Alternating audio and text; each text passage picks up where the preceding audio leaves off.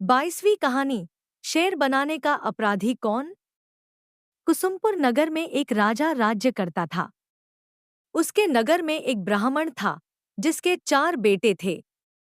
लड़कों के सयाने होने पर ब्राह्मण मर गया और ब्राह्मणी उसके साथ सती हो गई। उनके रिश्तेदारों ने उनका धन छीन लिया। वे चारों भाई नाना के यहाँ चले गए। लेकिन कुछ दिन बाद वहां भी उनके साथ बुरा व्यवहार होने लगा। तब सबने मिलकर सोचा कि कोई विद्या सीखनी चाहिए। यह सोच करके चारों 4 दिशाओं में चल दिए।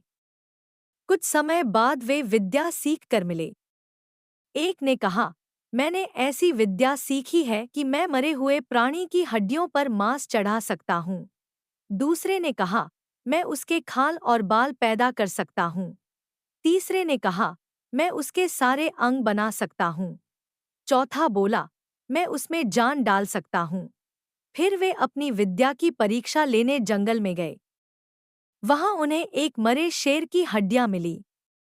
उन्होंने उसे बिना पहचाने ही उठा लिया। एक ने मांस डाला, दूसरे ने खाल और बाल पैदा किए, तीसरे ने सारे अंग बनाए और चौथे ने उसमें प्राण डाल दिए। शेर जीवित हो उठा और सबको खा गया। यह कथा सुनाकर बेताल बोला, हे राजा, बताओ कि उन चारों में शेर बनाने का अपराध किसने किया। राजा ने कहा, जिसने प्राण डाले उसने, क्योंकि बाकी 3 को यह पता ही नहीं था कि वे शेर बना रहे हैं, इसलिए उनका कोई दोष नहीं है। यह सुनकर बेताल फिर पेड़ पर जा लटका। राजा जाकर फिर उसे लाया। रास्ते में बेताल ने एक नई कहानी सुनाई।